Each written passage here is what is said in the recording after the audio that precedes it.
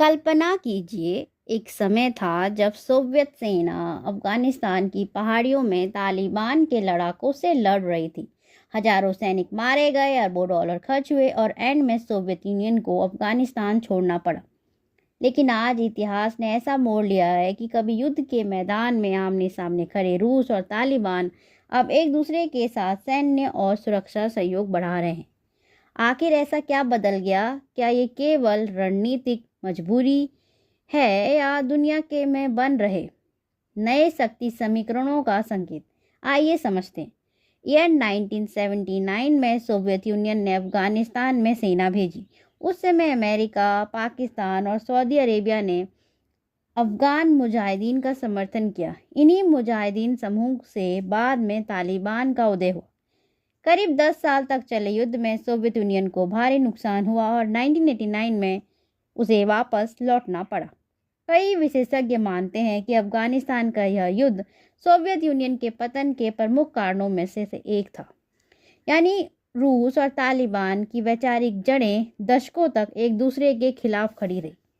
2021 में अमेरिका की अफगानिस्तान से वापसी के बाद तालिबान ने सत्ता संभाली। रूस ने जल्द ही समझ लिया कि तालिबान अब अफगानिस्तान की वास्तविक शक्ति है। मॉस्को के सामने सबसे बड़ी चिंता थी कि मध्य एशिया की सुरक्षा।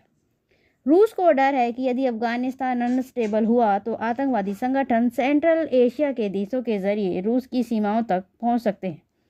इसलिए रूस ने तालिबान से संवाद बढ़ाना शुरू किया। रूस और तालिबान के बीच सबसे बड़ा साझा दुश्मन है आईएसआईएस खुरासान। यह संगठन अफगानिस्तान और आसपास के क्षेत्रों में सक्रिय है और तालिबान सरकार को भी चुनौती देता है। दूसरी तरफ रूस भी आईएसआईएस खुरासान को अपनी राष्ट्रीय सुरक्षा के लिए खतरा समझता है।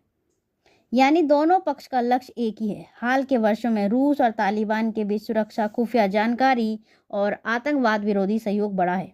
भारत के लिए यह स्थिति काफ़ी महत्वपूर्ण है। एक तरफ भारत के रूस के साथ लंबे और मजबूत संबंध हैं, दूसरी तरफ अफगानिस्तान में स्थिरता भारत के क्षेत्रीय हितों के लिए ज़रूरी है।